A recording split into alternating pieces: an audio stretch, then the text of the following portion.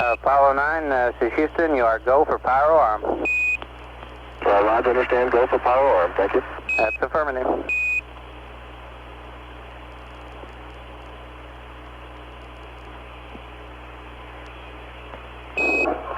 Apollo 9, this is Houston. You are go for TD&E. Roger, understand. Go for the TD&E.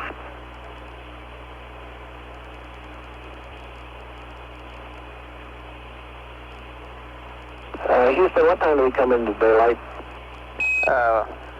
Roger, you mean on this pass or for the ejection pass? This pass. Okay, stand by. Apollo 9, Houston. Go ahead. Raj, you'll come into daylight on this one at about 2 plus 39 plus 21. Roger, thank you.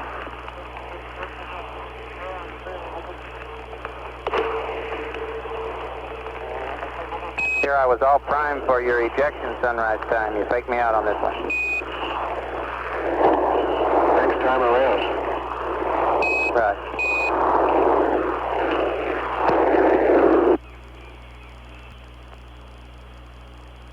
Houston, Apollo 9. Go, Apollo 9.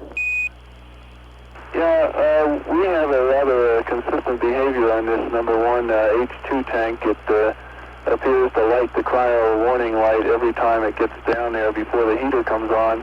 You might start thinking about how we're going to handle that for a sleep period because it keeps lighting off the master alarm. Roger, Apollo 9, copy, and that is in work. Okay, thank you. And Apollo 9, this is Houston. We'll go right on to an Orion as soon as we come off of Carnarvon on this one in about 20 seconds.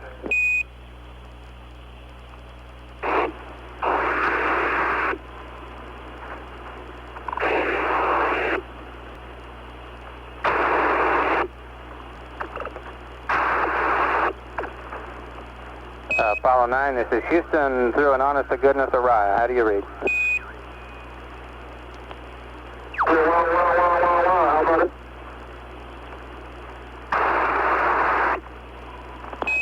Roger on the wah-wah, Apollo 9. He's going to try to on calculations there. That's what we got to start early with that situation.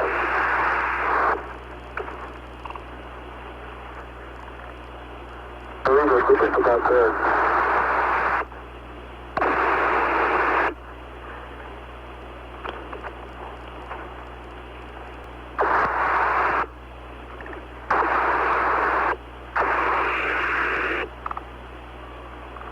This is Apollo Control. We're not having too much success in voice communications through this Orion aircraft.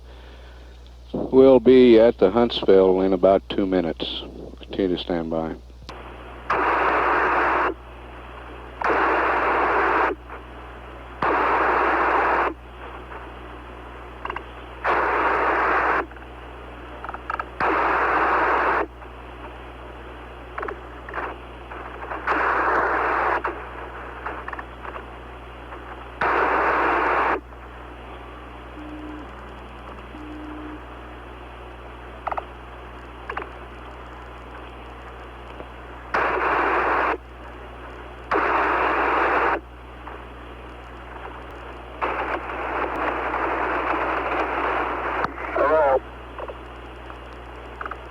Apollo 9, this is Houston. Did you call? Huntsville, AOS.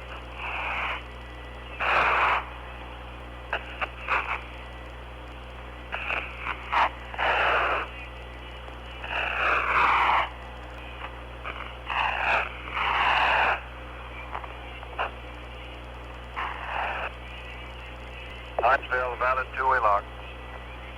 This is Apollo Control. Command and service module separation from the third stage is scheduled near the end of this Huntsville pass. Separation and turnaround. We will have an Orion aircraft between the Huntsville and Hawaii for that maneuver too.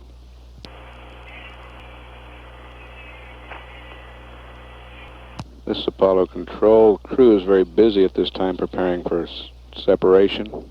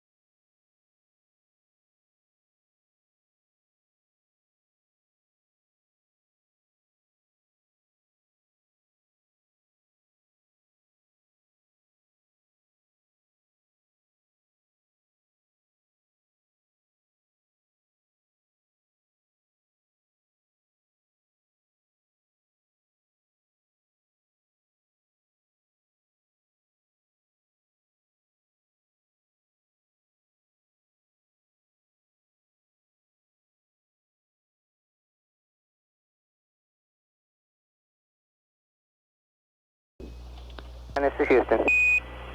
Roger, it's out there, and we're turned around and proceeding with the station keeping and docking. Oh, tremendous, Apollo 9. Thank you. Command and Service Module has separated from the third stage, has turned around, and is now station keeping. Bella. Roger, copy that. This is Apollo Control. Apollo 9 scheduled to continue station keeping for about another 15 minutes. Docking is scheduled over the Goldstone, California station at about 3 hours even. Apollo 9, this is Houston. We're going to lose you here in about 45 seconds, and we'll see you over Hawaii in about 5 minutes at 5-1. Roger. And we may have an array in here, but if it's like the last one, we won't hear much out of you. So we'll see. Houston, as a matter of fact, we'd be better without it. Okay. We'll see you at 5-1.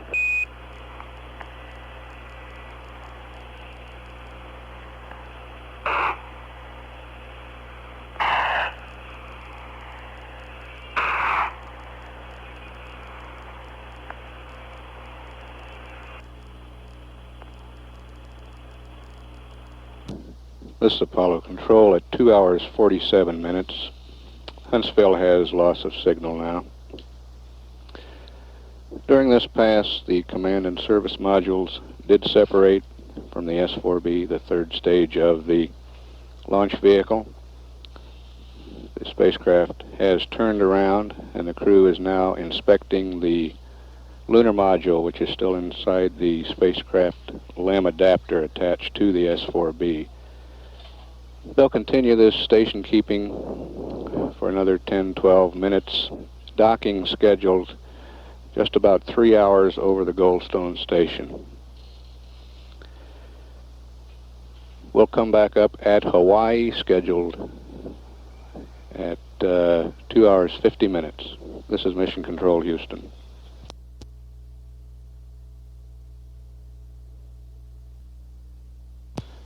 This Apollo Control at 2 hours 50 minutes. Hawaii has acquisition now. We'll stand by.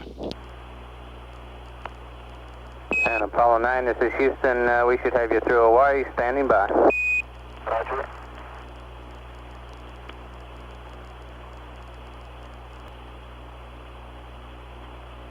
This Apollo Control, the booster engineer reports the attitude rates on the S-IVB look very good.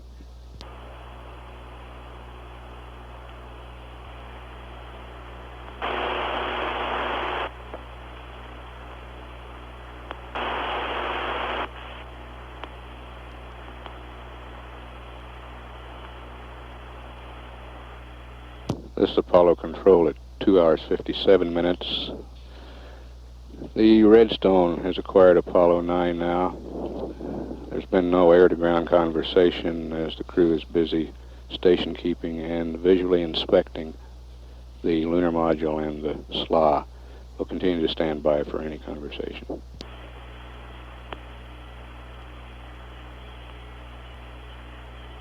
And Apollo 9, Houston, we've got you through the Redstone. Standing by. Go ahead. Roger, Houston, we're about 25 feet now on the closing floor. Copy.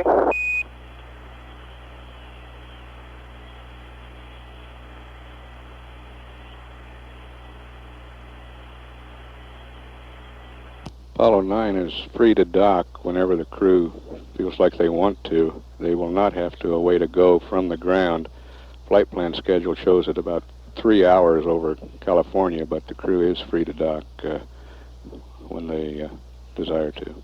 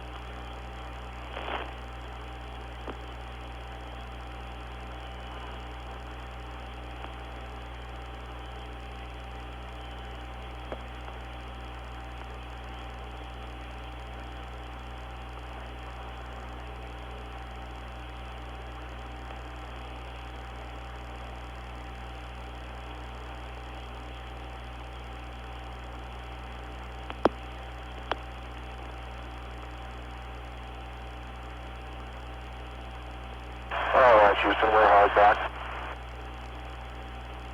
Roger, Apollo 9, understand hard dock. Good show.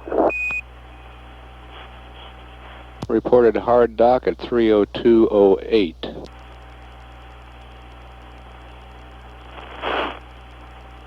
Houston, Apollo 9 here, we got a master alarm when we did the docking, we made the contact there, and we had some problems with our RCS buses. We'll tell you about later. Apollo 9, this is Houston. Understand you got a master alarm just as you docked, and I didn't copy about the RCS. We'll get with you later, just a minute. Roger.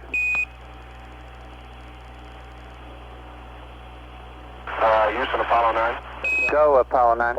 Okay, we'll give you a quick rundown here. How much time do we have with you?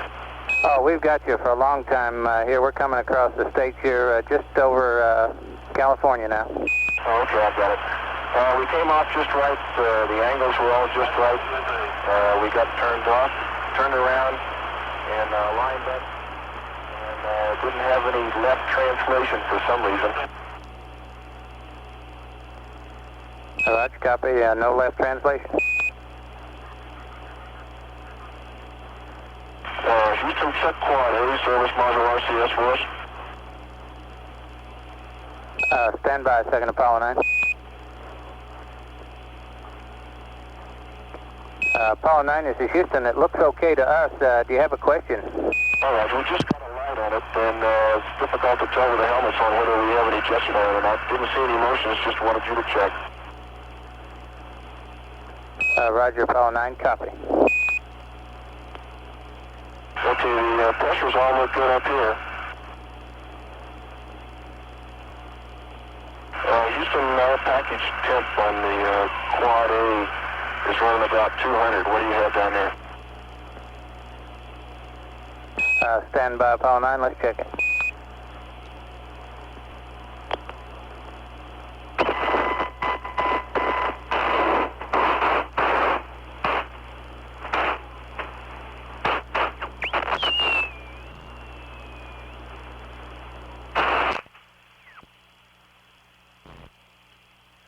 Houston 9, you want to go on with a recap?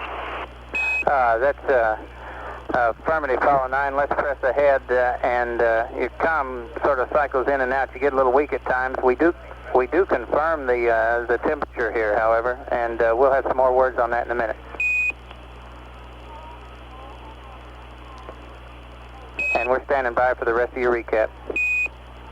Okay, when we got off, we were in pretty good shape, and then for some reason we noticed that we didn't have any left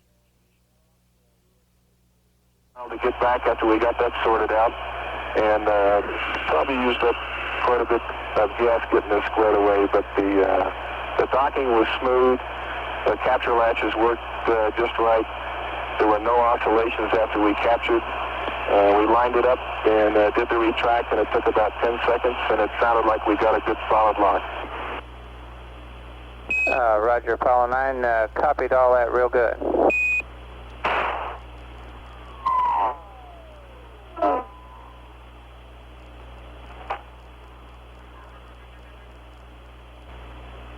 And Apollo 9, this is Houston. We'll have another state vector for you over Bermuda. Roger. And you should be coming just about overhead about this time, Apollo 9. You ought to be over Texas. Roger. Apollo 9, Houston. Go ahead, Houston. Roger, could you give us to and accept, please? We have a state vector for you, and I have a nav check when you're ready to copy. And would also like to have your opinion on, do you think you'll have any problems continuing on the timeline through ejection with this situation? Okay, you got to and accept. Roger.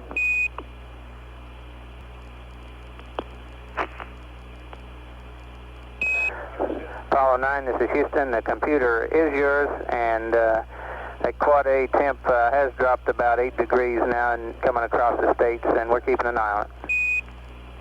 Okay, Houston, stand by, we're pretty good.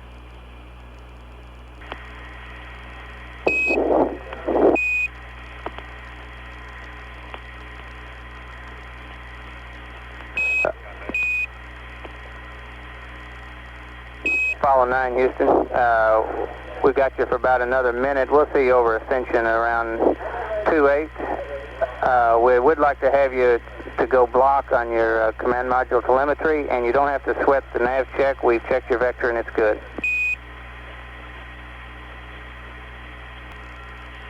Houston, Apollo 9, you with us now? Apollo 9, Houston, you're way down in the mud. Try again.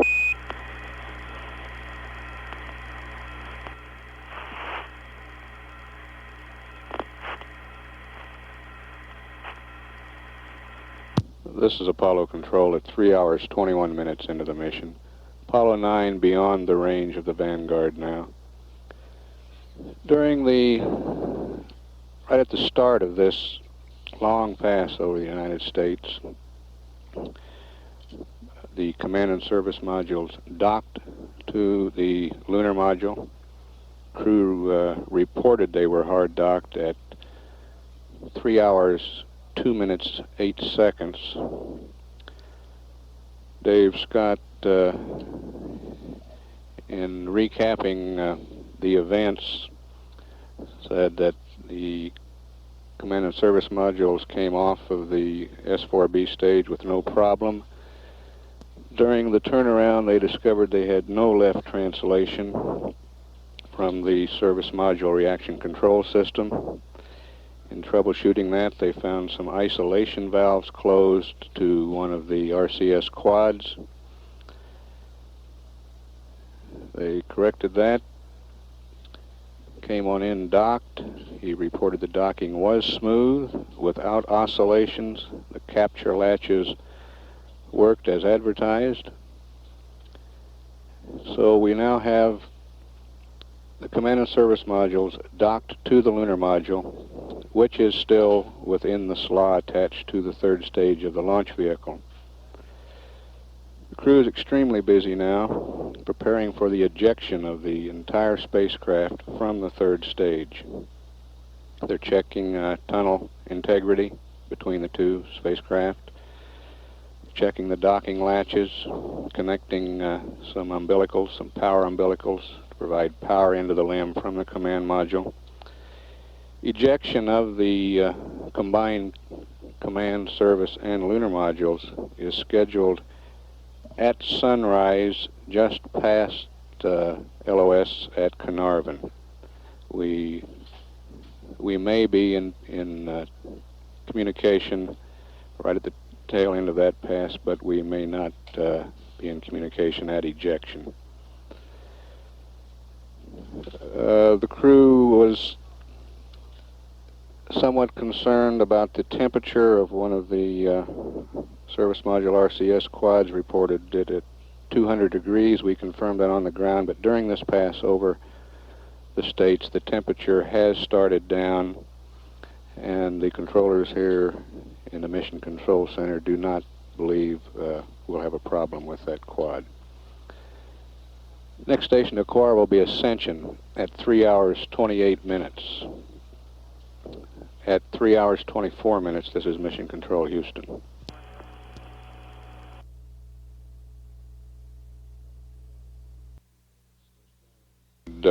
Apollo 9. We're showing orbital parameters now after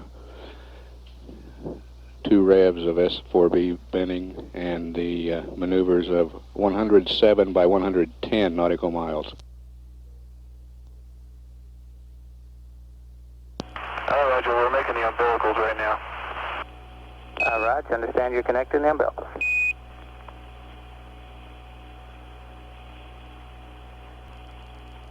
Apollo 9, this is Houston. We're going to have you for about another minute here at Ascension, and then we'll see you over to Nanareve at about 4:04.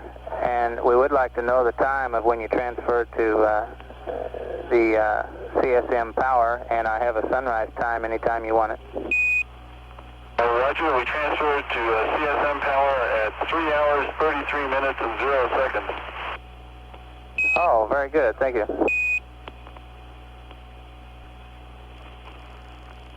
Houston, we're oscillating on the systems test meter for the limb power for about a half a volt to sometimes up to 3 volts. And it's in a slow oscillation, maybe every 10 seconds or so. Raj, copy. It's varying from a half to 3 volts slowly. Thank you. Hey, Raj, it pops open and pops back down. Sometimes to 2. There are some smaller oscillations that do usually about a period of every second. But those are about 2 or 3 tenths of a volt. Raj, copy. The small oscillations, 2 tenths to 3 tenths. Thank you. And we'll see you over Tenerife 44. Raj. And what was the sunrise time, Houston? Sunrise time is 4 plus 08. Roger. 4 plus 08. This is Apollo Control at 3 hours, 34 minutes. Ascension has loss of signal now. During this pass, the crew reported they had brought up CSM power and attached it to the LAM at 3 hours, 33 minutes. We're showing an orbit for the combined spacecraft S-4B combination of 107 by 110 nautical miles now. Passed up a sunrise time of 4 hours, 8 minutes. Ejection of the spacecraft from the S-4B scheduled at sunrise. This sunrise time is a couple of minutes past Carnarvon LOS. However, there will be an Araya aircraft in the area, so we may be able to pick up voice communications during the ejection maneuver. Tenerife will acquire at 3 hours 44 minutes. This is Mission Control, Houston. This is Apollo Control at 3 hours 43 minutes into the mission. Tenerife is acquiring now. Apollo 9 Houston through Tenerife.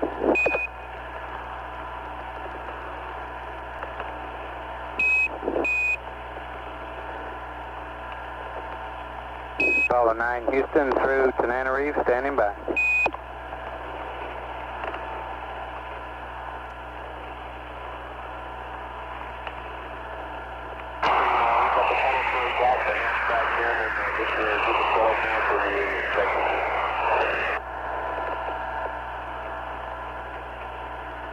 Okay, Apollo 9, I heard you answer me, but it's unreadable at this time.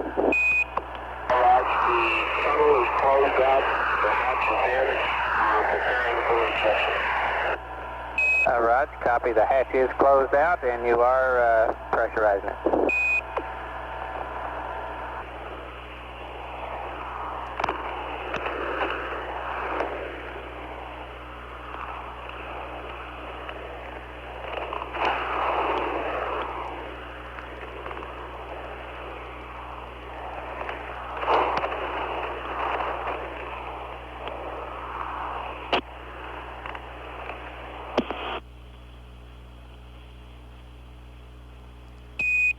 Apollo 9, this is Houston. We're losing you here at Tenerife. We'll see you over Carnarvon at about 5-9. Apollo Control at 3 hours 48 minutes. Tenerife has LOS. During this pass, the crew reported the tunnel was closed out, the hatch has been installed, and the LEM was being pressurized. The guidance officer continues to monitor the command module computer. He reports it is go. He does not see a problem in it. However, he says he'll continue to monitor. It is go at this time. Next station to acquire will be Carnarvon at 3 hours 58 minutes. At 3 hours 49 minutes, this is Mission Control Houston.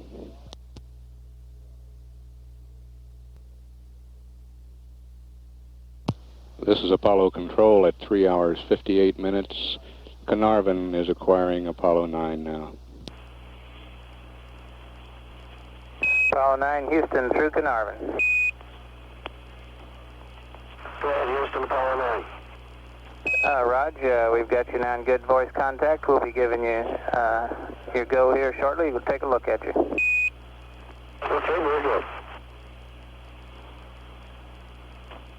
And Apollo 9 would like to have you arm the logic buses.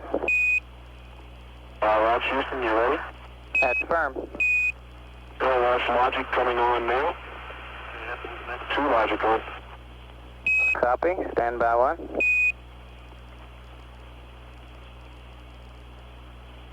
And Apollo 9, you are go for power arm. Roger, understand. And understand the ejection at 4 hours and 11 minutes. Is that correct? That's a negative. I gave you the sunrise time here as 4 plus 08. All right. You want us to go on sunrise or the 411?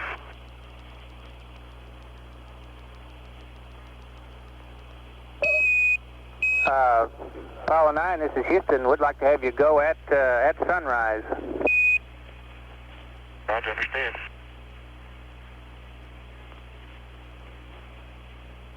And Apollo 9, Houston, that will put your evasive maneuver at 4 plus 11. Roger. Houston 9. Go, Apollo 9. Listen, if you concur, we'd sort of like to wait until we have good sunlight before we come off the thing. Roger, we concur with that. Your judgment. Okay, thank you. And Apollo 9, we're still showing your command module telemetry switch in accept. We'd like to have you go block on that. Block. Roger, thank you. Apollo 9, this is Houston. You are go for ejection. Roger, go for ejection. This is Apollo Control. The ejection will be accomplished by the use of springs to which the limb is attached. They'll be activated pyrotechnically. They'll give the spacecraft slightly over 1 foot per second velocity. And then a few minutes later, the spacecraft will make a slight evasive maneuver with the RCS thrusters, slightly under 1 foot per second. Total of the ejection and evasive maneuver about 2 feet per second. This is to place the CSM and limb on a trajectory that will go below and behind the S-4B for the first S-4B ignition. We'll continue to stand by for air ground. Apollo 9, this is Houston. You're coming off of Carnarvon here, but we'll be monitoring your ejection through Anaraya. Roger. Both the rods make an awful lot of noise, Houston. We're having trouble hearing each other. Raj, copy.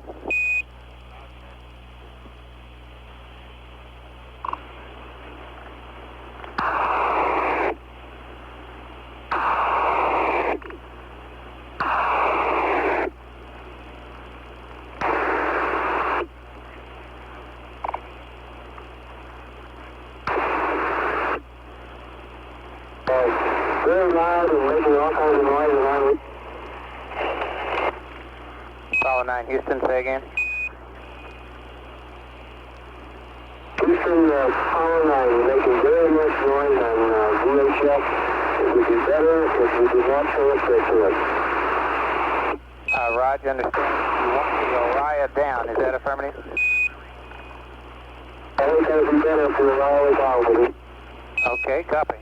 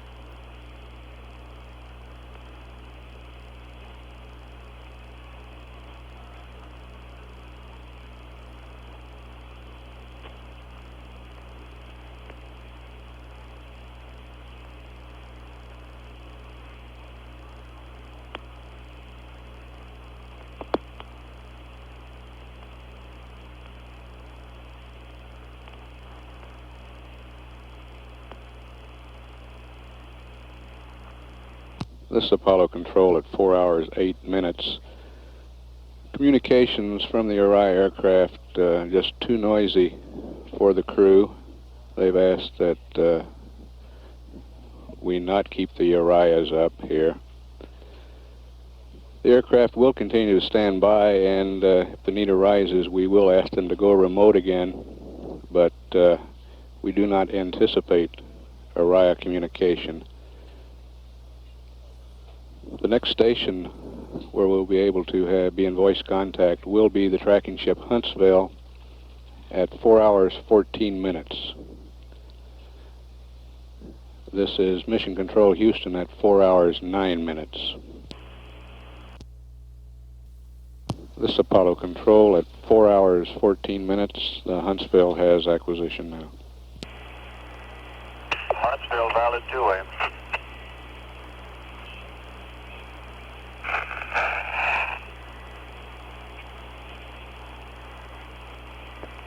Houston, Apollo 9. Go, Apollo 9, this is Houston. Okay, Houston, you're coming in very late, but be advised we've had a successful ejection, and we're presently separating very slowly from the S-IVB. We've got them in sight out all the windows. Oh, sounds beautiful. Could you give me your ejection time, please?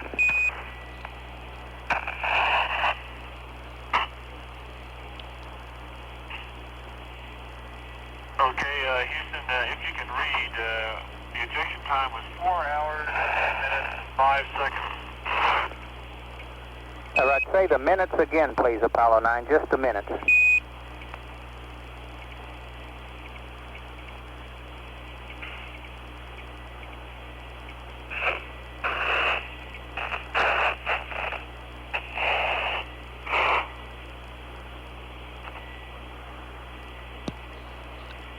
Huntsville does not have valid two-way firing signal.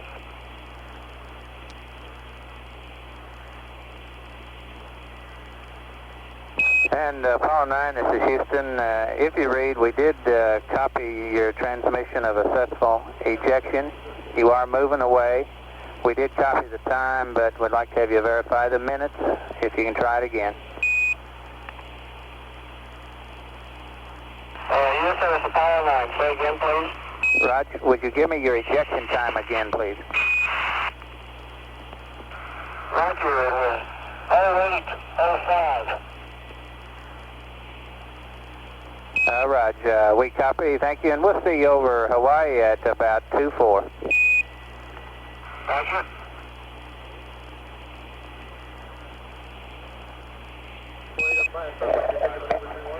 And Apollo 9, this is Houston. If you can read me, the S-IVB maneuver time is 25 plus 04. Roger, 2504. Oh, very good. We're talking to each other again.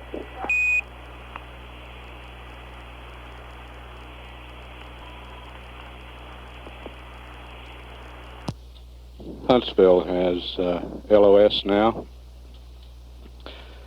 Crew reported successful ejection of the combined spacecraft from the S-IVB at 4 hours 8 minutes 5 seconds. That's 5 seconds after sunrise. They have performed the evasive maneuver. They report Apollo 9 is separating slowly from the S-IVB, and the S-IVB is in sight out of all windows of the spacecraft. Apollo 9 will go below and behind the S-IVB now on this trajectory. The minimum distance at S-IVB relight is 500 feet and pulling away. However, we expect with this maneuver to be between 3,000 and 4,000 feet at the time the S-IVB is reignited. S-IVB is scheduled to maneuver to the burn attitude at 4 hours 25 minutes.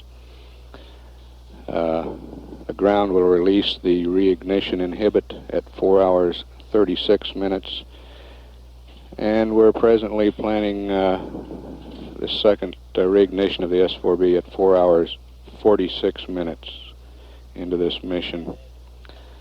That would put it over the Merritt Island tracking station in Florida. Hawaii will acquire Apollo 9 at 4 hours 23 minutes. This is Mission Control, Houston. This is Apollo Control at 4 hours 24 minutes. We're standing by at Hawaii. Houston through Hawaii.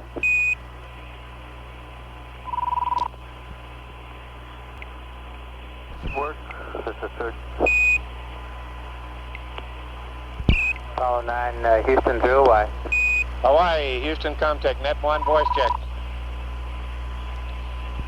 Got her voice, Houston, contact, net 1, voice check. The booster engineer reports the S-4B is maneuvering. Apollo 9, Houston through Hawaii. Roger, Houston. We're sitting here watching the S-4B maneuver, and he's just about 90 degrees to our line of sight now. All right, the comp's beautiful now, Apollo 9. We had to drop our Gauss conference there for a while with the delay.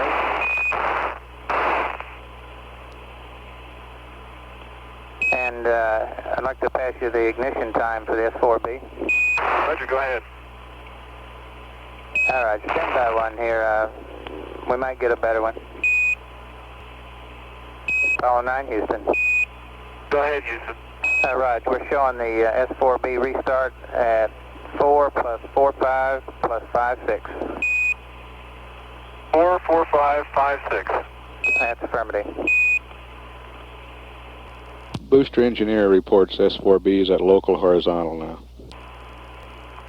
Apollo 9, this is Houston. The S-4B has completed its maneuver and would like to have a go from you to release the maneuver inhibit. Restart. The restart inhibit. Say that again, Houston, Apollo 9. Hi, Raj. The S-4B has completed its maneuver. We're standing by for its ignition. We'd like to have a go from you to release the restart inhibit. Well, Roger, Houston, Apollo 9. We've drifted off, so we're quartering to the rear and above, and you have a go to lift the inhibit. Raj, Apollo 9, Houston, copy.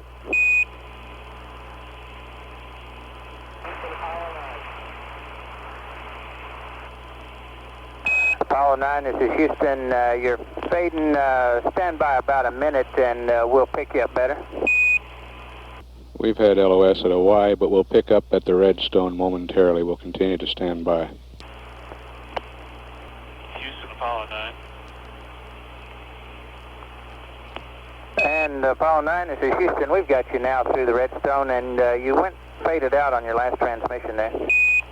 Roger, you have a go to release the restart inhibit. Roger, Apollo 9, we copy that. Thank you. Houston, Apollo 9, do you read me? You're a little weaker than Rusty, Jim. Go ahead.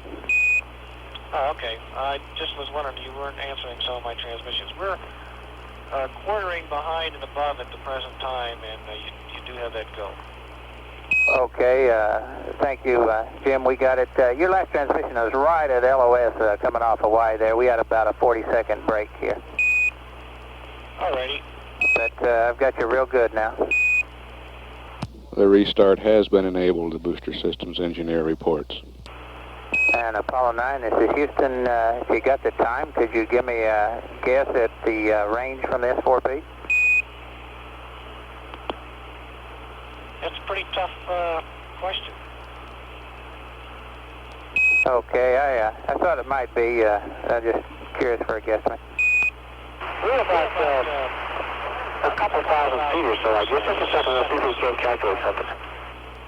Okay, thank you. Looks like we're going to be right down his tailpipe. Well, that ought to be a good view.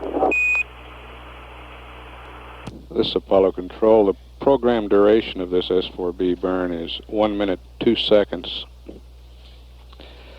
We anticipate an apogee of 1,722 miles.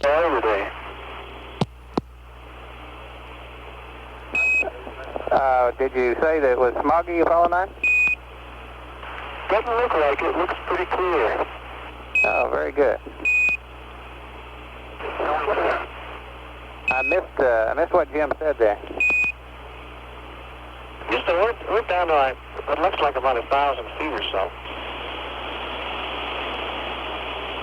I understand you are now at 1,000 feet. Is that affirmative? Does it look like you're closing? Well, he's climbing up above. He's just crossing the horizon with respect to us, so he's going to get up above us again, and then he'll come back around us.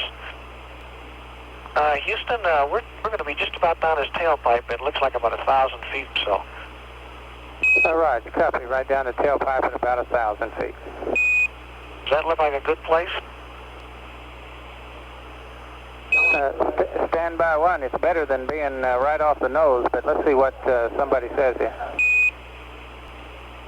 Okay, Apollo 9 is Houston. To our understanding that the places not to be are directly above or below inside of 500 feet. So with that criteria, it sounds like you're doing okay. All right. Houston, against the black sky, you can really see the apps firing away. Roger, copy.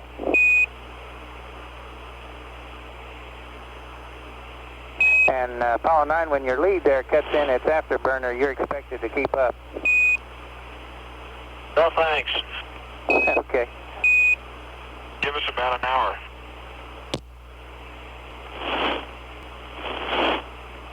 Six minutes away from the burn now.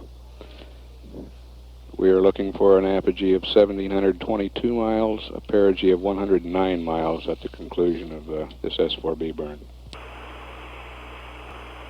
Velocity should increase from about 25,500 feet per second to 27,800.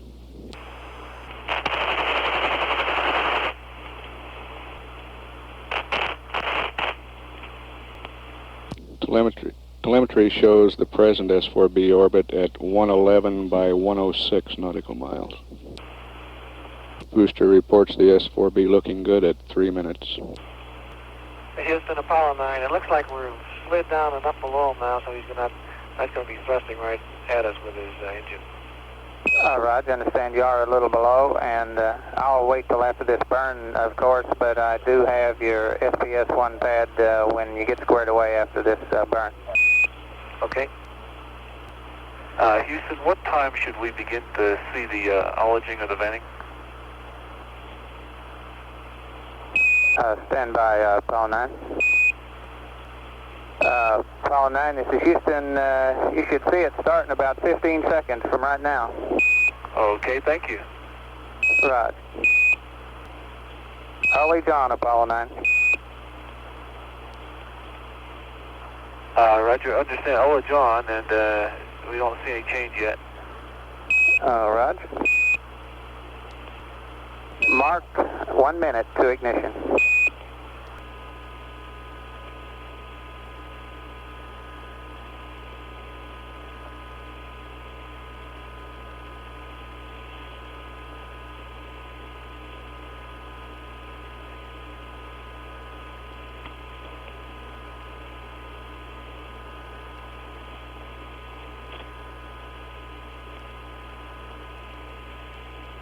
Ignition reported. Ignition on the S-4B. It's on the way.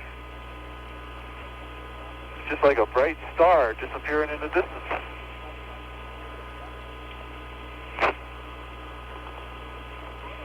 Was there quite a bit of debris kicked out there, Apollo 9? Negative. It looked like a real clean burn. Yeah, you could see a lot of stuff coming out when he just started up, but then it just went right into a nice bright light. Beautiful. They got some movies, but I'm not sure they're going to be too good. He's pretty far out there. Apogee's 1,200 miles now. Shutdown, normal shutdown. And the S-4B is shut down, Apollo 9. Roger, he's just a speck in the distance right now. Okay, now that we've got him out of the way, back to the business at hand, I'm ready to read SPS-1 pad anytime. Okay, stand by just a minute. Apollo 9, this is Houston. Could we have who and accept? Would like to start you up target load. Roger, you got it? Understand we got it? Roger. Okay, Houston, ready to copy the P30. Roger, starting with the P30, and it'll be about a minute delay on the target load there. We're going to switch stations, starting now on the maneuver pad. SPS 1, 005, 59er, all zips, plus 00368, all zips, all zips, 00368, 00324, 0051, 58840, plus 100, minus 020, 17, 13. Houston, Apollo 9. Go Apollo 9. Go Apollo 9. Roger, you cut out very badly in that. I've got TIG, and I've got Delta VX, and I've got Delta VR and Delta VC. That's all I've got. Okay, we'll try you again here now. You read me okay? Roger, reading you okay now. Stay by. Okay, go ahead again. Say again, Apollo 9. Roger, go ahead with your pad. Okay, I won't read the TIG again. Just it's 55900, and reading the Delta VX plus 00368. And are you with me? Yes, I am, and that's as far as I got last time. Okay, all zeros for Delta VY. All zeros. 00368. 00324.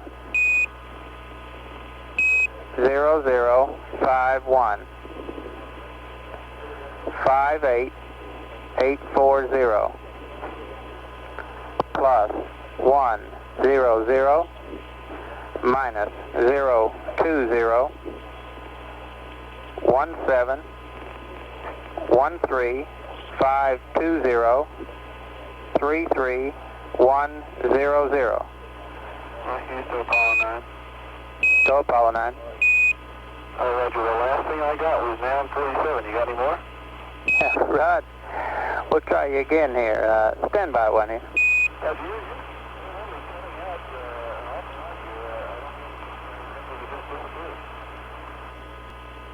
Okay, Apollo 9, Houston, how do you read?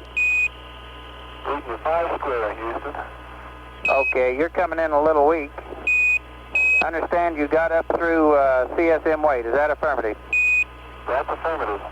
Okay, reading pitch trim. Plus 100, minus 020, 17, 13, 520, 33100. End of the pad. Roger, read back 005, 59er, all zips, plus 00368, all zips, 00368, 00324, 0051, 58840, plus 100, minus 020, 17, 13, 520, 33100. Houston confirms the pad. I would also now like to give you your gimbal angles using the pad rest mat for SPS 1. Let's go.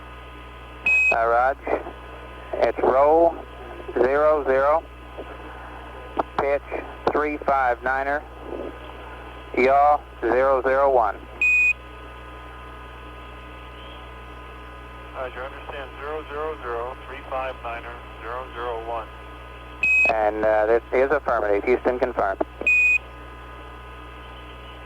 Roger. And is the computer ours? Did you get the P27? The computer is yours, Apollo 9. Roger, thank you.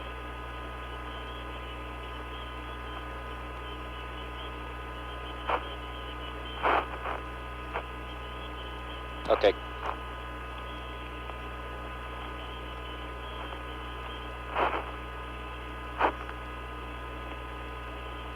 This Apollo control at 4 hours 54 minutes. Antigua has LOS now. Next station will be Ascension in about 6 minutes. You heard the crew's reaction to the S-4B restart during this pass. An initial look at telemetry on this S-4B burn, the second burn of the S-4B in this mission, shows an apogee of 1,680 nautical miles, perigee of 108 nautical miles. That's a very early readout on it. We had predicted 1,722 by 109.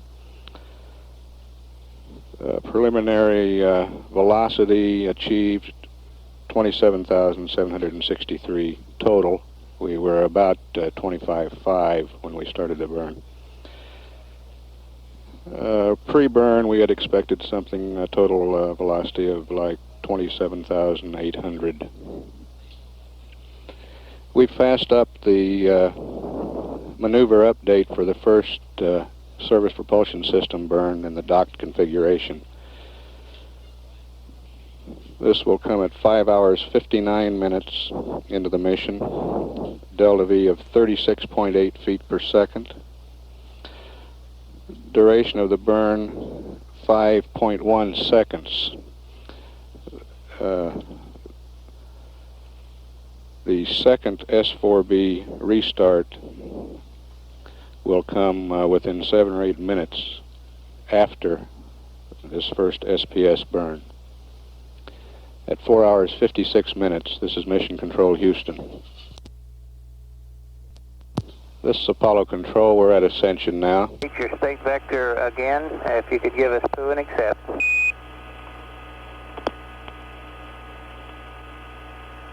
Roger, you have POO and accept. Roger. And a couple of items. There is a bias in your ex-PIPA, and we're taking a look at this, and the only steps we'd like to do at this time would be to recommend that you stay in average G as little time as possible. We're estimating that during the SPS-1 burn, there'll be an error of about 1.5 feet. And so the only thing we'll do at this time is just come out of average G as soon as possible, and we'll talk about this later after the burn. Okay, and we've got another problem here. Our O2 flow highlight continues to come on, and we seem to have a steady state flow of around 7 or 8 tenths pounds per hour. We don't have the vent open yet.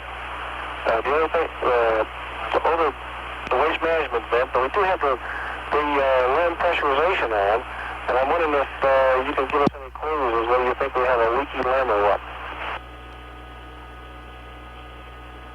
Roger, we copied the transmission, Apollo 9, and stand by for some words of wisdom on that. We're getting a master alarm light every few minutes here, either from the hydrogen or the O2 flow high. It's almost like the simulator. Right, that's a shame.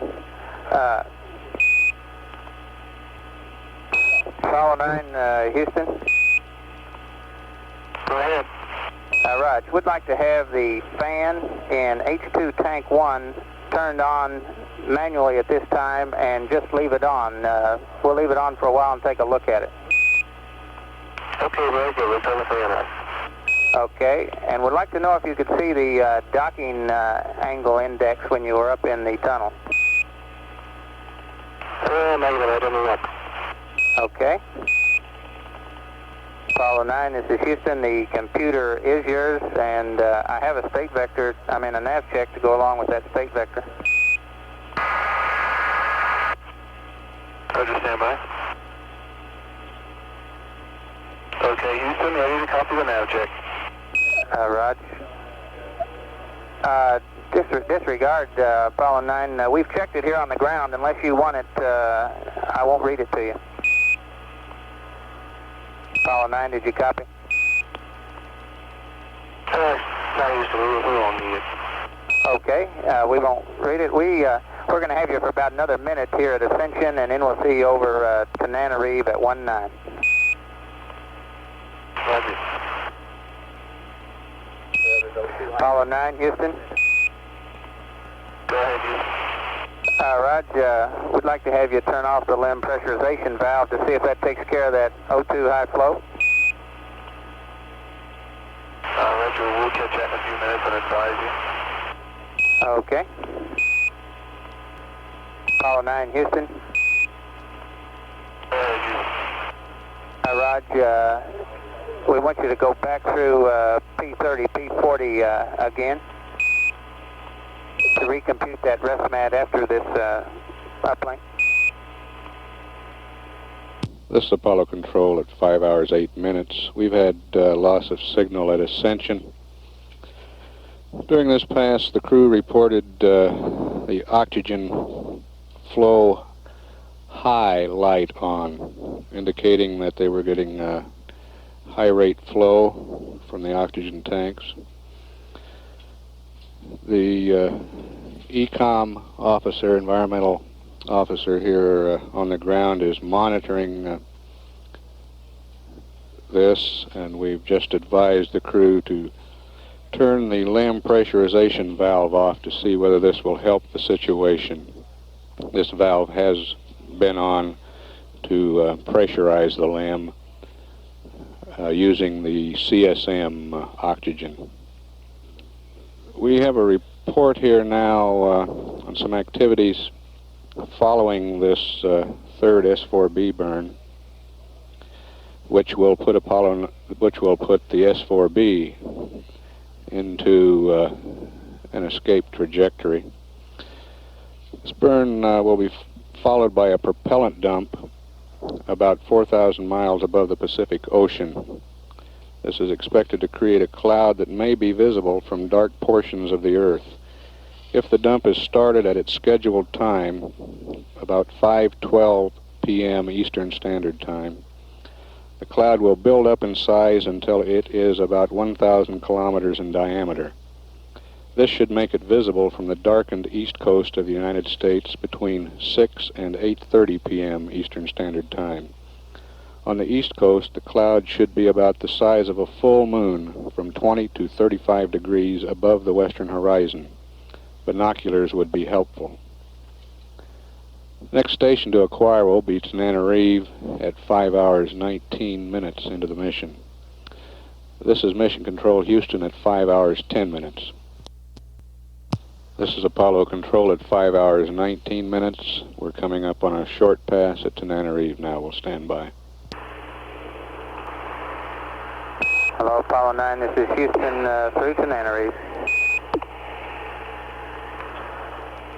Apollo 9, this is Houston. This, if you read me, we'll see you over Carnarvon at around 3:02. This is Apollo Control, 5 hours 21 minutes. We've had loss of signal at Nanareve now. Went through that short pass without conversation. Next station to acquire will be Carnarvon at 5 hours 32 minutes. At 5 hours 21 minutes, this is Mission Control Houston.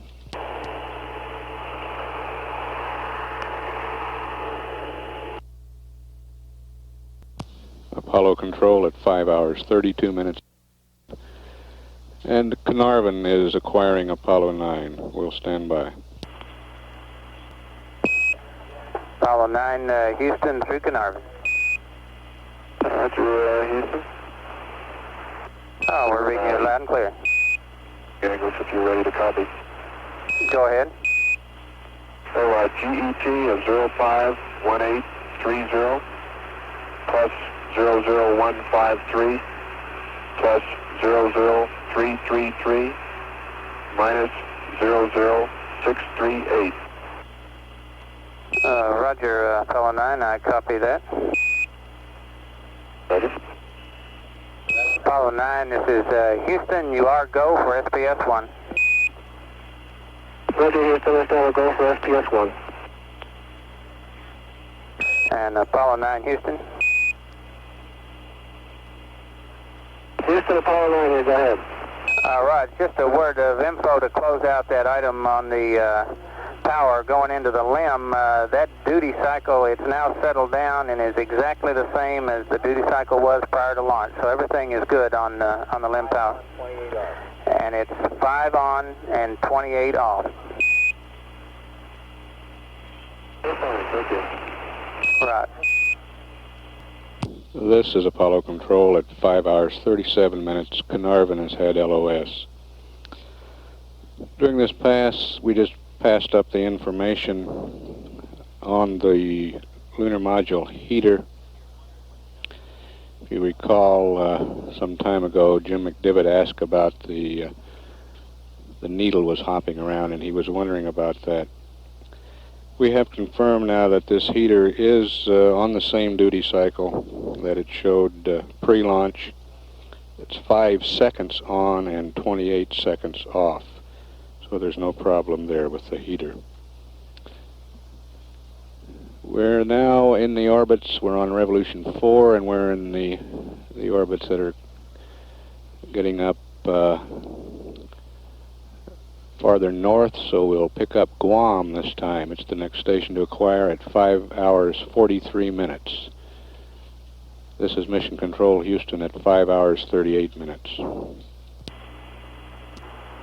This is Apollo Control at 5 hours 43 minutes. We're standing by at Guam for acquisition of Apollo 9. Apollo 9, this is Houston through Guam, standing by. Roger, Houston. We're motion through the checklist here.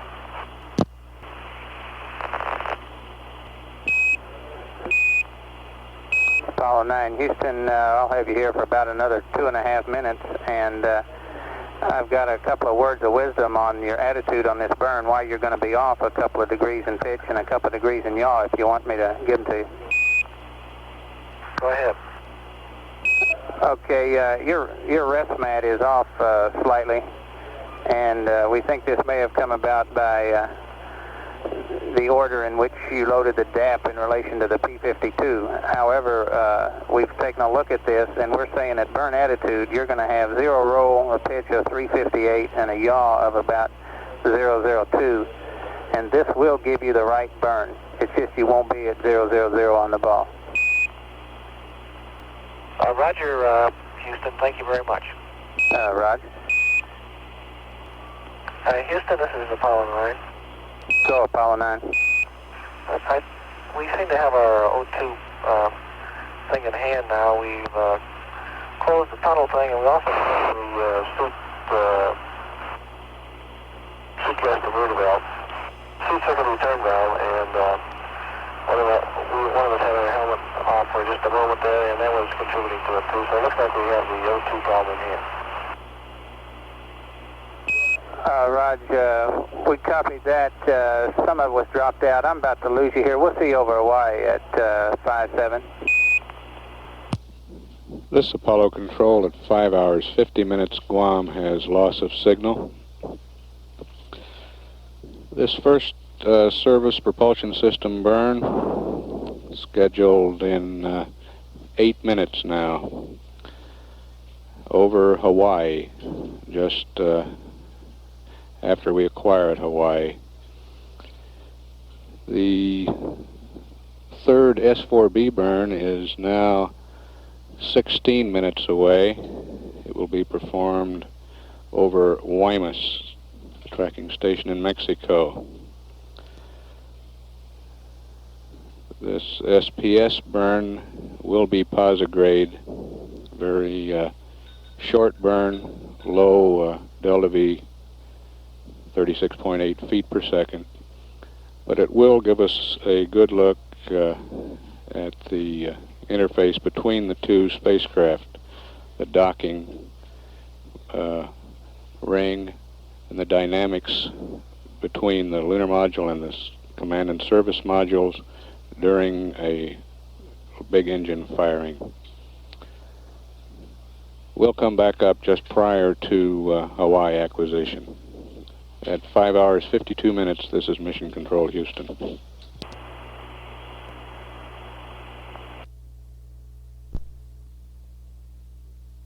Apollo Control at 5 hours 57 minutes. Apollo 9 coming up on Guam acquisition now, and we're a minute 20 seconds away from the SPS burn. And Apollo 9, this is Houston, standing by for your burn. Roger, Houston, Apollo 9. We're at a minute and 10 seconds, ready to go. Roger.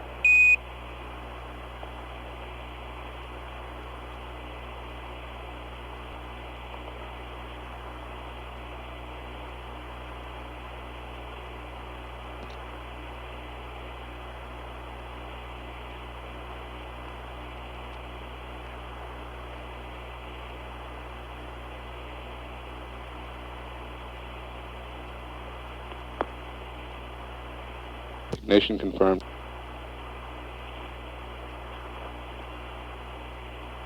Cut off. Burn complete. Roger, copy, burn complete. And Apollo 9 Houston, I copy your residuals, plus 1.8, plus 0.5, minus 0.2. Roger, that's affirmative, and the EMS was minus 4.2. Roger, minus 4.2. Guidance officer says a preliminary look indicates that it was a good burn.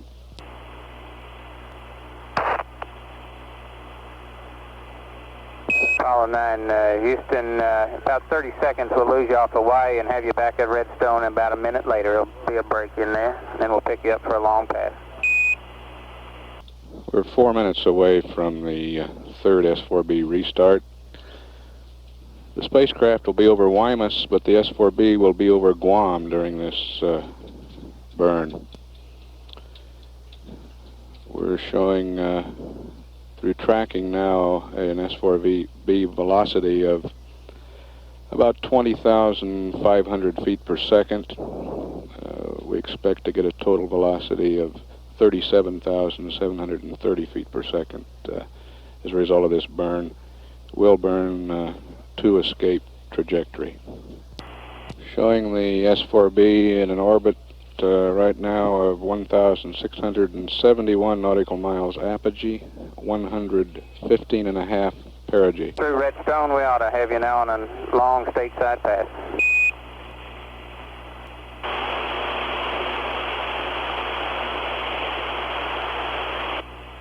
And the duration of this burn will be 4 minutes. Apollo 9 Houston through Redstone, how do you read? Houston, Apollo 9, how do you read? You're down a little bit, Dave, but I'm reading you okay. We've got you through the Redstone now, and should be a nice long pass. Apollo 9, and you're non-readable. Raj, you're about the same standby one here. I think we'll get better here in a couple of minutes. S-4B ignition. Apogee just hit 3,000 miles. Velocity's up to 24,000 feet per second. 4,000 mile apogee now. 5,000 mile apogee. 6,000 mile apogee. Still burning, and apogee has hit 8,000 miles. 10,000 mile apogee now. And we've lost data here on the S-4B. Apollo 9, this is Houston. How do you read now? Apollo 9, this is Houston. Trying again. How do you read? Flight Dynamics reports picking up a vector on the S-4B, which indicates a 53,000 mile apogee. Cutoff. Apollo 9, Houston, do you read?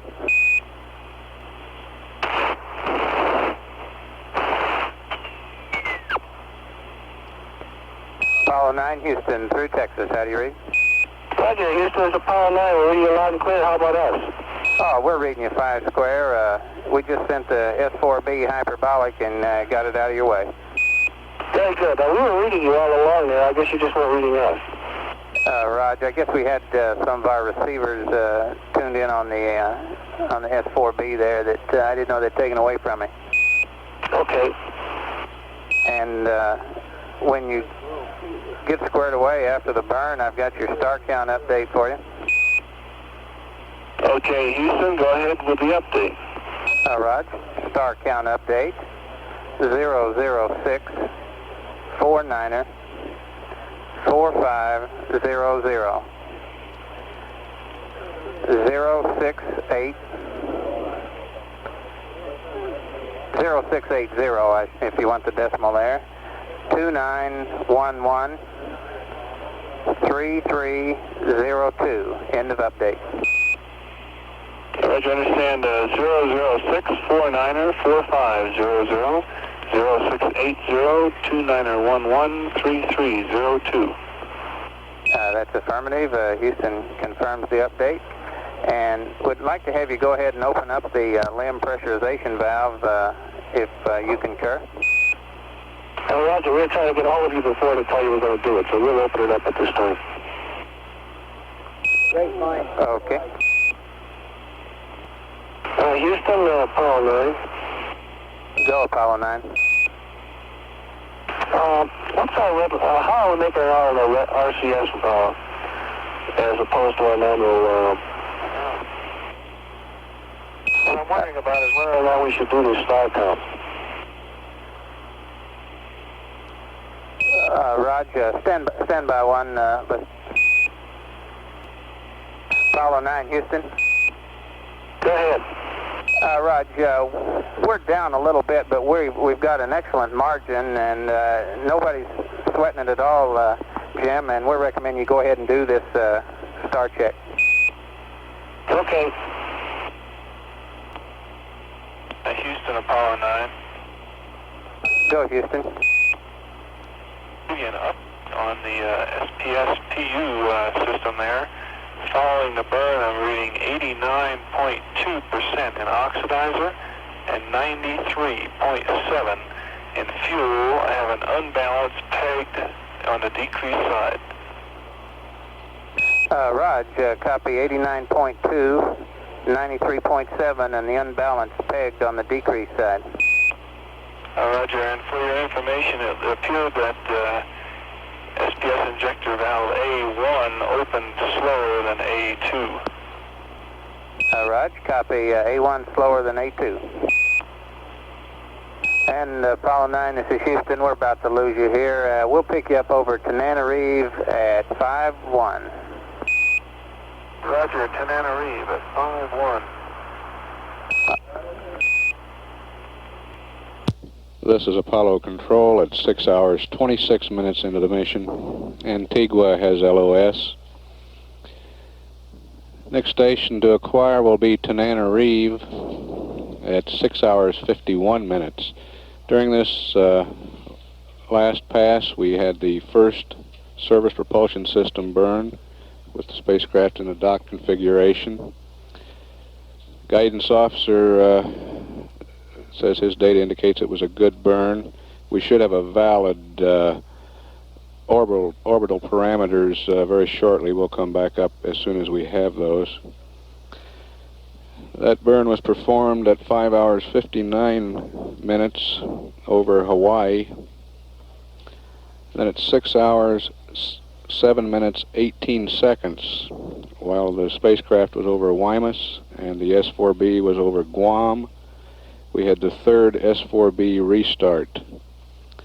We lost data about halfway into this burn, and picked up one vector and then lost data again. However, all indications are that the S-4B did go hyperbolic and is now in an escape trajectory. We'll come back up just as soon as we have some good orbital parameters on Apollo 9. At 6 hours, 27 minutes, this is Mission Control, Houston. This is Apollo Control at 6 hours, 50 minutes into the mission. We have the current orbital parameters now. They are 125.6 nautical miles apogee by 108.3 nautical miles perigee. We were predicting, as a result of the SPS burn, 126 by 108. We had targeted that burn for a duration of 5.1 seconds. We actually got 5.0 seconds. We were looking for a delta V of 36.8 feet per second. We got 34.1 feet per second. So we're very close to what we had projected prior to the burn. We're coming up on Tananarive now. Should have acquisition within a few seconds. We'll stand by.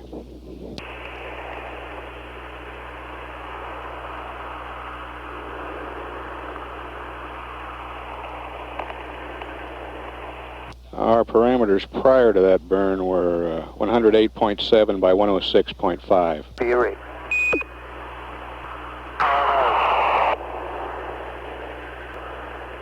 Okay, Apollo 9, this is Houston to Tananarive. We're probably not getting you here. We got about another minute and a half, and if you can read me, we'll see you over Guam at about 1:07.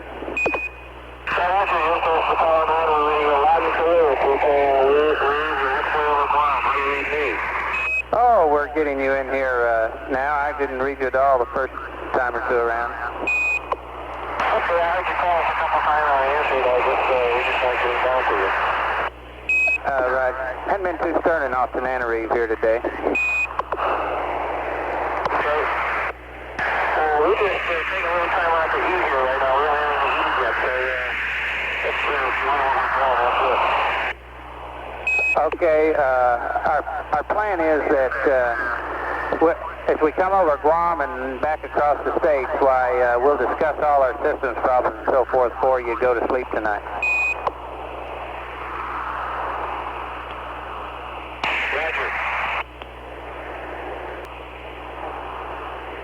And we speak sayonara at Tananarive. See you over Guam.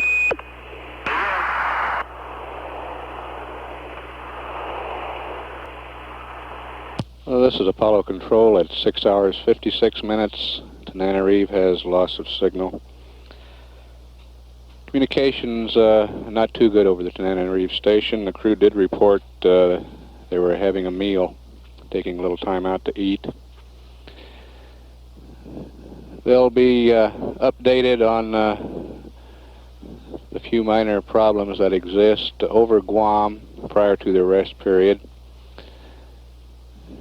The white team is in the process of handing over now to the gold team, headed by Flight Director Jerry Griffin. The next station to acquire will be Guam at 7 hours, 17 minutes.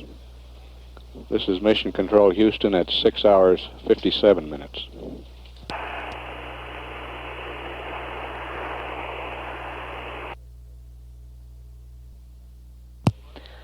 This is Apollo Control at 7 hours, 8 minutes ground elapsed time. We've had a shift change, and the gold team, of course, has replaced the white. Jerry Griffin is the flight director on this shift that's coming up. And the Capcom, that is the voice that you'll hear talking with the crew, is that of astronaut Stu Rusa. At 7 hours, 9 minutes ground elapsed time, this is Apollo Control. This is Apollo Control at 7 hours, 15 minutes ground elapsed time. Apollo 9 is in the 5th revolution at the present time. flying over the Philippines, approaching the tracking site at Guam. On this, the fifth revolution, the flight controllers here at MCC will pass up permission for 14 more revs. That's the go, no-go for 14 more revs. Apollo 9 will be acquired by the Guam tracking site at 7 hours 17 minutes into the flight, or a little less than a minute from now. And at that particular time, the flight manual will call for a discussion of open items, the go, no-go decision, and of course an MCC update state vector. In about 15 more seconds we should have acquisition. Let's monitor for a while and hear any conversations between the crew and the ground.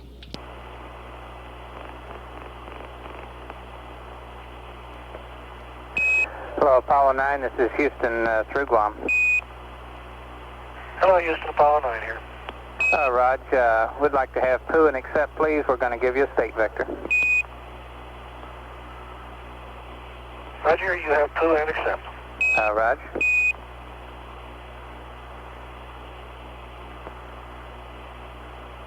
And Apollo 9, this is Houston. Can you talk a few minutes here? We're going to have you over Guam for about 5 minutes. Sure, go ahead. What should we talk about? Okay. Stand by one, just think. One thing I'd like to talk about is that HIPAA bias. Okay, we'll take that one first. We're showing an error in that PIPA of about 0.04 feet per second squared. The plan is to not do anything with that tonight, and we will update that tomorrow prior to the first burn. Okay, is it within the tolerance of what you can update? Yes, it is. That's affirmative. Okay, very good. Okay, that takes care of that. Just like to ask a fast question. You haven't mentioned it. I assume that you have no reading on that SCS helium pressure. That's still gone. That's affirmative. It's still reading full scale low. Okay, very good. Another item on this master alarm on the hard docking. We don't have you a good explanation. However, we do have some info in from the Cape that this was found on spacecraft 106 when they docked, and they hadn't found out why, but they did get an unexplained master alarm when they docked down there with 106. Okay. And we're going to replay the data when you dock to see if we can get anything out of it, but we can't close the loop on that one at this time. Okay, do you have any idea what could have caused our primary and secondary propellant valves to go closed? I think you must be looking at my sheet here, Jim, because that was my exact item coming up next. I'd like to ask you, we feel there's two explanations. One was a stray electrical current there that actually did it, or do you feel that you could have bumped the switches when you were changing seats? No, I don't think so, because I don't think we could have bumped them, because we did an RCS check after that, and it was dark in here, but I looked through all the quads and I looked at all the talkbacks, and the talkbacks looked okay. That it's possible, but not very probable, that that I missed all three of those talkbacks. I was wondering if we couldn't have had the jolt from the separation between the service module and the slaw cause them to go closed. I can't imagine that we'd only have one of the talkbacks on the D quad go closed for any other reason. Okay, that was something we wanted to verify, that the talkback that was closed on quad delta was the secondary propellant. Roger. C had primary and secondary closed. D or delta had just the secondary closed. Okay, we copy that, and we agree with you. We're really at a loss how the secondary propellant only talkback could have gotten in that condition. Okay. So that's something that we'll have to think about here over the night. Alrighty. Be advised of one other thing, sort of keep track of the venting, cabin vent. We didn't go back to waste the vent overboard until 7:15. We didn't get that open again until then. Roger, copy. And you know when we closed it, it was just prior to the docking. Roger. Okay, and that's okay. Next item is I'd just like to, we're closing this one out about that limb power cycling. That's running, as I mentioned before, just exactly on the cycle that we'd expect and the way it was doing on the pad. Okay, fine. Okay, we've got several other things. We'll pick them up here over, start again over Hawaii at about 3:02. I've got a minute left, and I have a nav check to go with this state vector we just passed you. Stand by one. We're going to have to sort through the food bags for a piece of paper. Okay, understand, and the computer is yours. Okay, Houston, go ahead with the nav check. Okay, time 00810, all zeros. Minus 2719er plus 02-980 1256.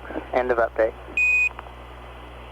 Roger, understand. 00810, all zip, minus 2719er plus 02-980. Okay, Apollo 9, you went over the hill with everything confirmed except the altitude, and we'll see you over Hawaii. At 6 hours and 40 minutes some time ago, there was to have been an S-IVB LOX and hydrogen dump. The flight controllers here at MCC applied power to the system, but there was no indication of a dump. And as yet, we don't know why there was no indication of a dump. So there was no LOX and hydrogen dump as was planned. The spacecraft has moved beyond range of the Guam tracking site. We'll pick it up again at Hawaii in about 8 more minutes. In the meantime, at 7 hours 25 minutes ground elapsed time, this is Apollo Control. Well, this is Apollo Control at 7 hours 31 minutes into the flight of Apollo 9. We expect that the crew will get its decision go, no go for 19-1 on this pass when the Hawaii tracking station acquires. There will also be some information passed up to the crew regarding the light housekeeping in preparation for the rest cycle, which is due up very shortly. We estimate that the change of shift briefing involving the participants on the white team will take place here in Houston at approximately 5:45 Central Standard Time. We should have acquisition very shortly. Let's monitor the conversation between the ground here in Houston and the Apollo 9. Greetings, Apollo 9. This is Houston through Hawaii. Roger, Houston, Apollo 9. Roger, I didn't get to confirm all your nav check. If you run it, you probably discovered the sign was wrong on the longitude. Oh, I'm really glad you agree with that. Say again, Apollo 9? Roger, we discovered that. Roger. And I guess, did the rest of it go okay? That's fine, we're right on the money. Alrighty. And You free to talk now? Roger, go ahead. Okay, first item is this cryo tank. What would like to have you do at this time is turn off the fan and heaters in both H2 tanks. And want to let the pressure drop down to 200, and then have you manually maintain that at 200 until you power down. And after you're powered down and just before sacking out, we're going to turn on the fan in H2 tank 1. And the estimate on this one is that it will slowly build up the pressure, and when you wake up in the morning it will have built back up to 235, and it will keep the master alarm from coming on through the night. Okay.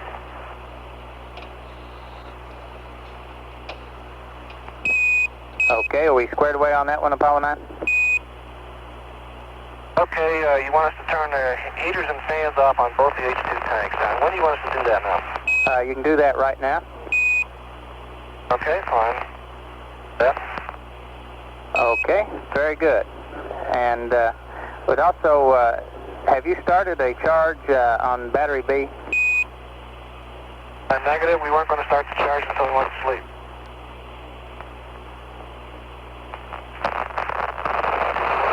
Charge on battery B.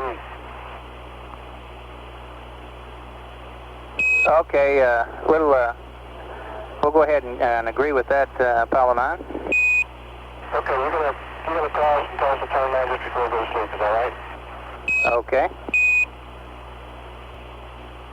And Apollo 9, this is Houston. You are go for 19-1. I can understand our go for 19-1. Okay, and this O2 flow high readings you were getting, we're considering that a closed item. How do you feel on this one, Apollo 9? I think it's a closed item also. Okay, and on Rusty's comment on SPS1, our data shows that both ball valves open right on the money, open together. Okay, fine. Well, we may have just had a sticky gauge here in the cockpit. How about the big unbalance that we have on the quantity gauge? Okay, this one we'll have to look at some more. We don't believe it's a valid reading at this time, Apollo 9. That on that short of burn, we feel that the pugs worked for such a short time that it probably didn't get a valid reading, and we don't believe that. Okay, that seems logical. Okay, and on SPS1, everything, it was a nominal burn. GNC's real happy, the PC and everything else looked real good, so that looked like we're in fine shape on it. Okay, very good. Okay, we're about to lose you here for about a couple of minutes, and we'll see you over the redstone about 3-8. Well, we've lost the contact with the spacecraft. Should pick it up in another minute or so over the tracking ship Redstone. At 7 hours 37 minutes into the flight of Apollo 9, this is Apollo Control. Well, this is Apollo Control. During the change of shift press conference, the spacecraft was acquired by the tracking ship Redstone and the station at Wymus and a portion of the Texas station. We recorded the air-to-ground between Houston and the 9 crew and are prepared to play that for you at this time. Okay, Apollo 9, this is Houston. We should have you through the Redstone now.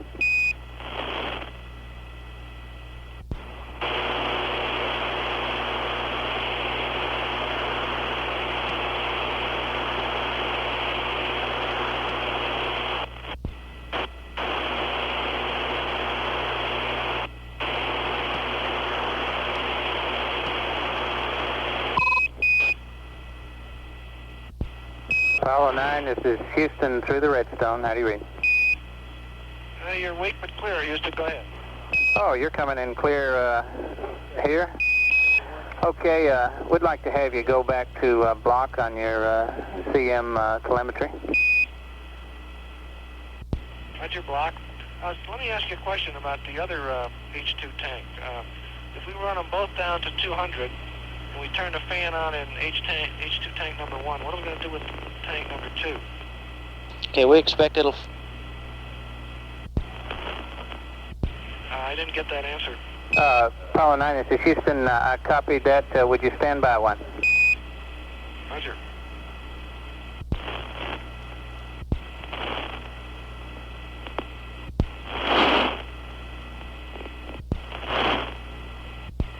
Apollo 9, Houston. Go ahead. Okay, copy your question, and what we're saying is that the pressure will stay equal in tank 2 just due to the heat leak, even though we're feeding primarily out of tank 1, but that pressure should come up right along with tank 1. Okay. And also could you verify that the surge tank is on the line? Roger, the surge tank is. Okay, very good. We just noticed it coming up a little slow. Yeah, it sure is coming up slow, isn't it? Stand by. And Apollo 9, we're showing you about 60-degree yaw now. Just wanted to mention that. Roger.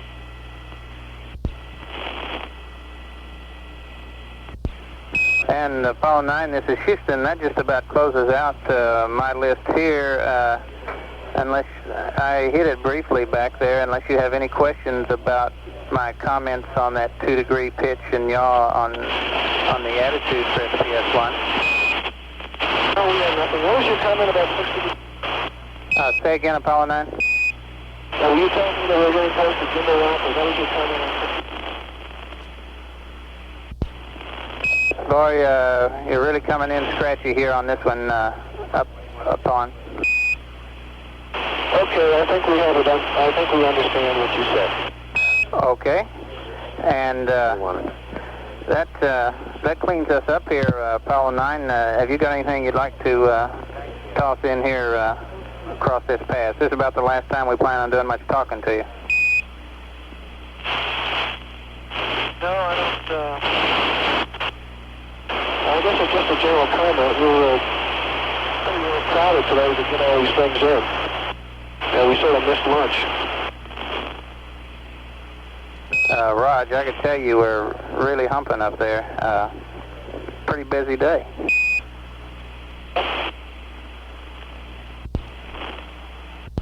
And Apollo 9 Houston would like to verify the canister change at 6:30.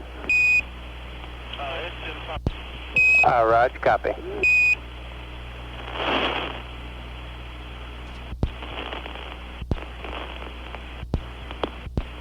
Apollo 9 Houston.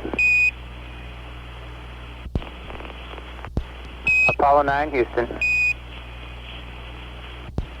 Apollo 9 Houston, how do you read?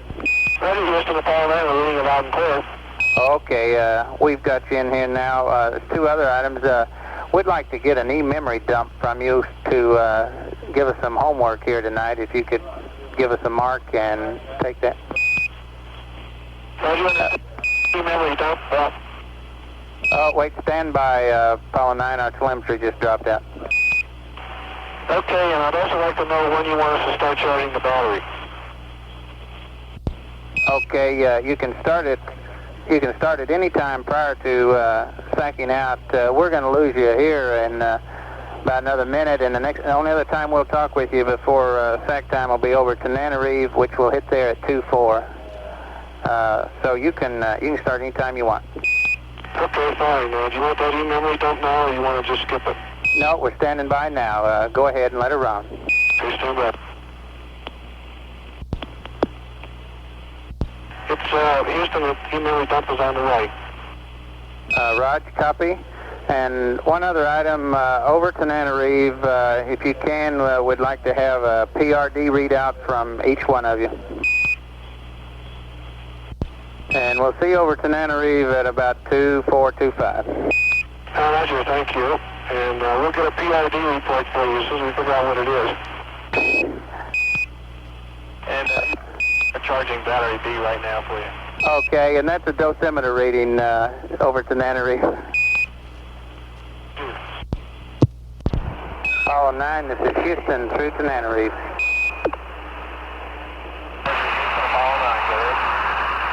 Rod, I'm not reading you very good at all, but are you reading me well enough to take your block data? I am ready to send that if you can read it.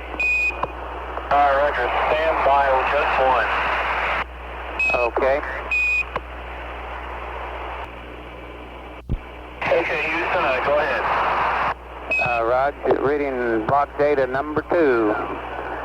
009er 3 Bravo plus 256 plus 1450 013 1431 29er 28 010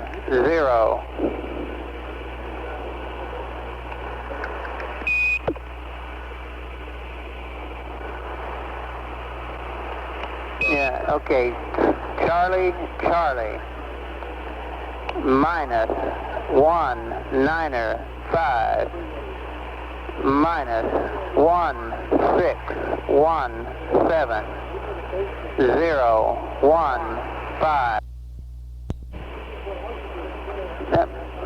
3 Bravo.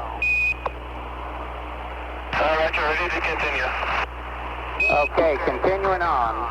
012 Alpha Charlie plus 101 minus 0321 0171349er 29er 28 0132 Alpha plus 250 minus 0264 018 505772 9er 28. And the last one, 014 Alpha Charlie plus 308 minus 027 9er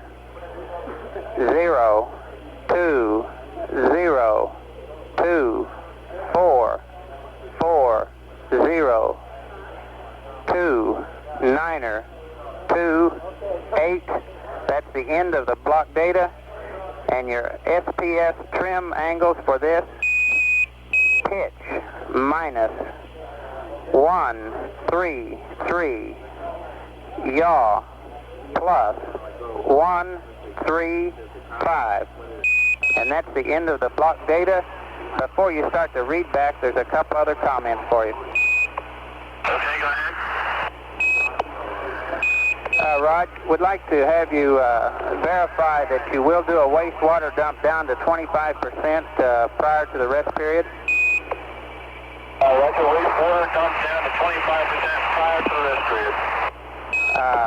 That is affirmative, and I guess would like to have a dosimeter reading if you've got it. Roger, stand by. Okay, the LMP dosimeter is 8001. Rod, 80, go ahead. 001. Rod, I copy LMP 8001. Say the next one. CDI 3102. Roger, and the CMP.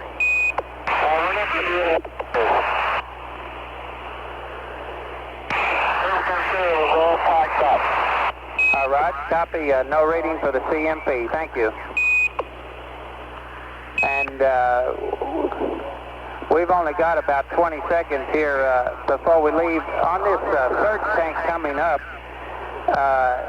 we say if you would bring the refresh pack on the line and give us a reading on that, it might help us troubleshoot that.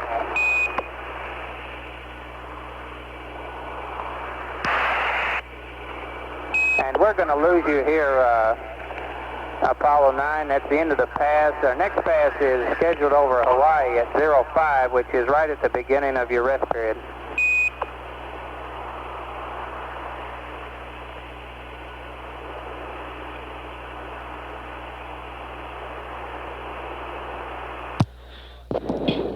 The Apollo 9 spacecraft apparently has moved out of range of the Tananarive tracking station. We should pick them up again in about 32 minutes at the by the Hawaiian tracking site.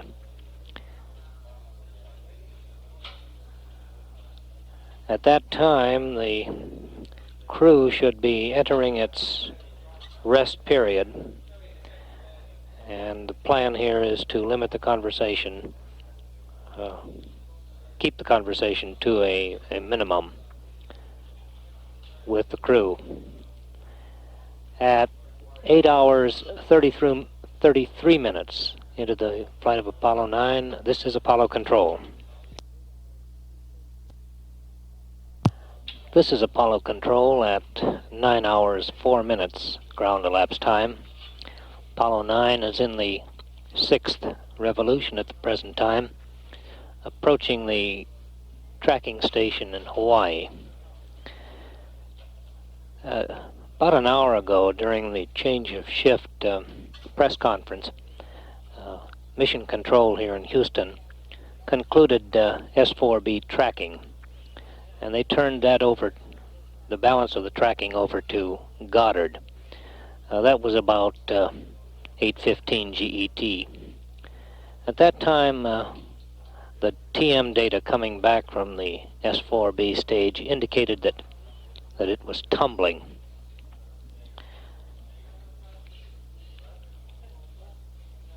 The crew at the present time, according to the flight plan, is in the process of powering down the spacecraft prior to going into drifting flight. This is done prior to a rest cycle. The crew plans to power down the spacecraft and go into that mode of flight identified as drifting flight. Now, this is not new. It was used during the Mercury flights and again in Gemini. And during that power down phase, the crew will reduce the power to the inertial measurement unit, to the command module computer, and to those other systems using electrical power. Generally, this power load is kept as low as possible, with almost everything off or down except the environmental control system. At 9 hours and 6 minutes into the flight,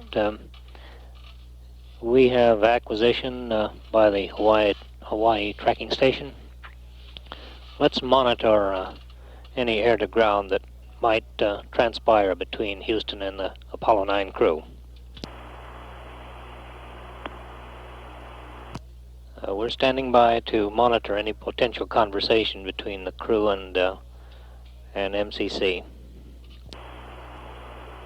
Evidently, we're not going to have any commentary over this pass, so we'll take the lines down, continue to monitor, and if we have anything transpire, we'll pick it up later. This is Apollo Control at 9 hours 21 minutes into the flight of Apollo 9. The spacecraft has moved just out of range of the tracking ship Redstone at the present time, on the still on the sixth revolution.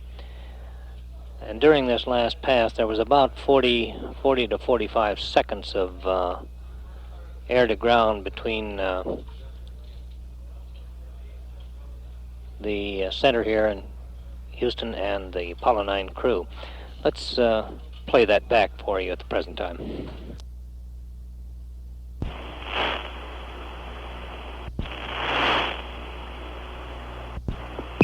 Apollo 7 Houston, about 1 minute to LOS.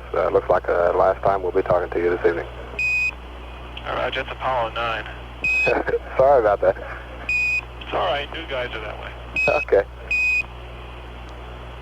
And Roger, and Houston, we are purging. Is that what you want? That's affirmative. We're presently in the process of purging the O2 fuel cells. Affirmative.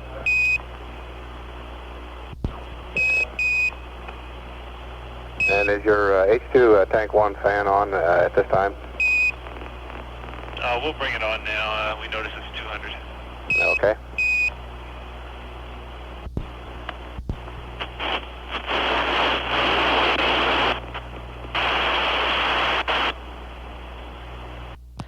That was conversation between the Apollo 9 crew and astronaut Ron Evans, who is the new Capcom at the present time.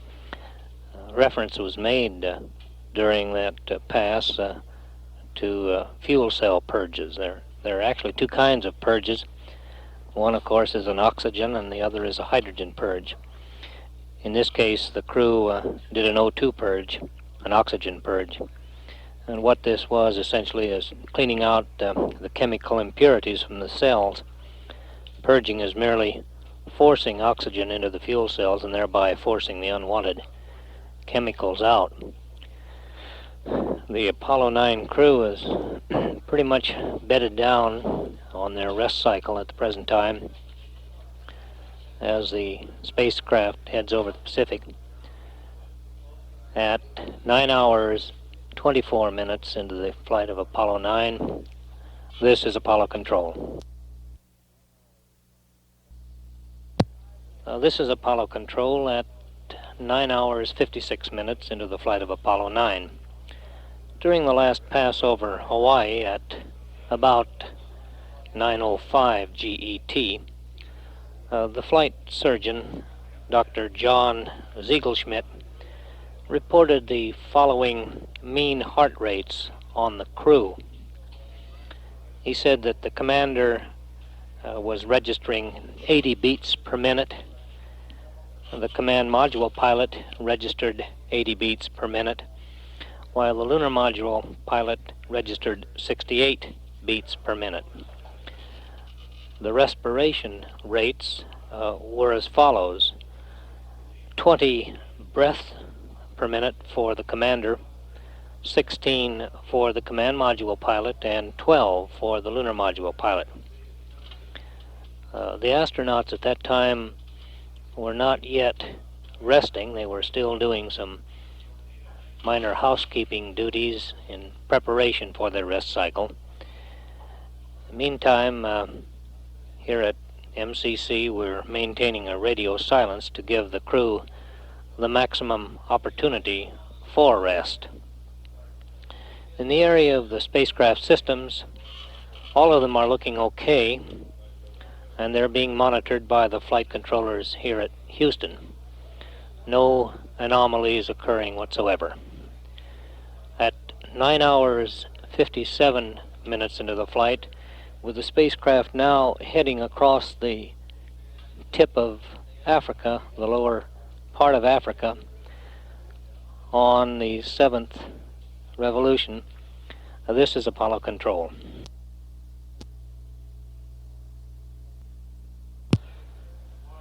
This is Apollo Control at 10 hours 51 minutes into the flight of Apollo 9. Spacecraft has moved out of range of the Hawaii tracking station. During that pass over Hawaii, the flight surgeon who was monitoring the astro bioenvironmental tab, as they call it, the the vital signs and rates of the crew, noted that all of their vital signs appear to be within the tolerable limits. The commander, for example, was indicating between 80 and 84 beats per minute. The command module pilot showing approximately 60 beats per minute and about 10 respirations per minute. Flight surgeon assumes that the astronauts are still resting. Perhaps another hour or so will be required before they can lapse into a sound sleep. In the meantime, all of the systems on the spacecraft are reported operating well. As far as we're able to determine, the commander and the command module pilot are resting in the couches, and the lunar module pilot evidently is in the sleep station. We assume that since we received no biomedical data from the LEM on this, the lunar module pilot on this pass. Incidentally, at approximately 10 hours and 42 minutes, some 9 minutes or so ago, Dave Scott doubled his total flight time in space. He was a member of the Gemini 8 crew that had to re-enter in the Pacific on March 16th, 1966, after some 10 hours and 41 minutes of flight. He now has 10 hours, 54 minutes of flight. All systems seem to be working well. Astronauts are in their rest cycle, and this is Apollo control.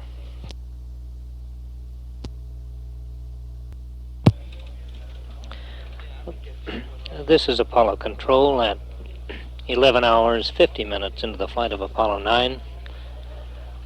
At the present time, the spacecraft is flying over India on the 8th revolution. A little earlier, when the spacecraft was in range of the Pretoria tracking station, the digital chart indicated that the astronauts were flying the following parameters.